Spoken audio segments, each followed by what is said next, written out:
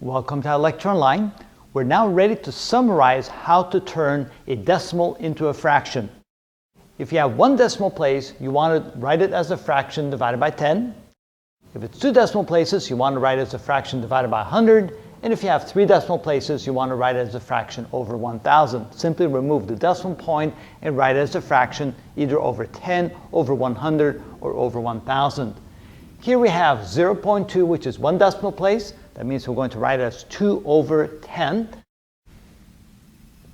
And then we can simplify that, divide both the numerator and denominator by 2, which means it's 1 divided by 5. So 0.2 is the same as 1/5.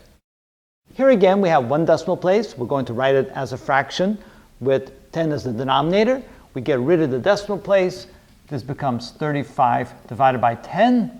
And we can divide both the numerator and the denominator by 5, which means this can be written as 7 divided by 2. Therefore, 3.5 is the same as 7 divided by 2 in fractional form.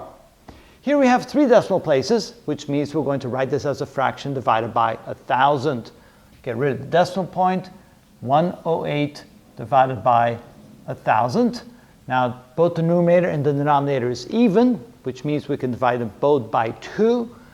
108 divided by 2 is 54, and 1,000 divided by 2 is 500. They're still even. We can continue. 54 divided by 2 is 27, and 500 divided by 2 is 250. Now they're no longer even, and 27 is divisible by 3, but 250 is not, so therefore that's as low as we can go. 4.24, we have two decimal places here, therefore write it as a fraction over 100. We get rid of the decimal point. We write 424 divided by 100.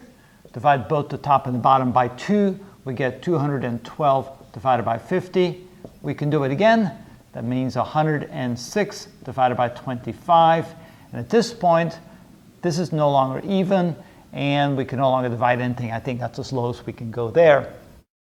Here we have three decimal places, so we write as a fraction divided by 1,000. Get rid of the decimal point.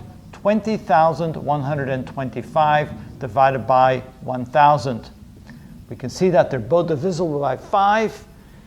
That means we can write this as 4,025 divided by 200. They're both still divisible by 5. This can be written as 805 divided by 40. Still divisible by 5. This can be written as 161 divided by 8. And that would be the final answer, assuming I did not make any mistakes, dividing by 5. Let's see here. That looks like it's correct. Looks like it's correct. I think that is a correct answer. All right, that's the technique. However, if you have a decimal and you want to convert it to a fraction, notice how many decimal places you have. If it's 1, you write as a fraction divided by 10. If it's 2, you write as a fraction divided by 100. If it's 3, you write it as a fraction divided by 1,000, and then you simplify. And that's how it's done.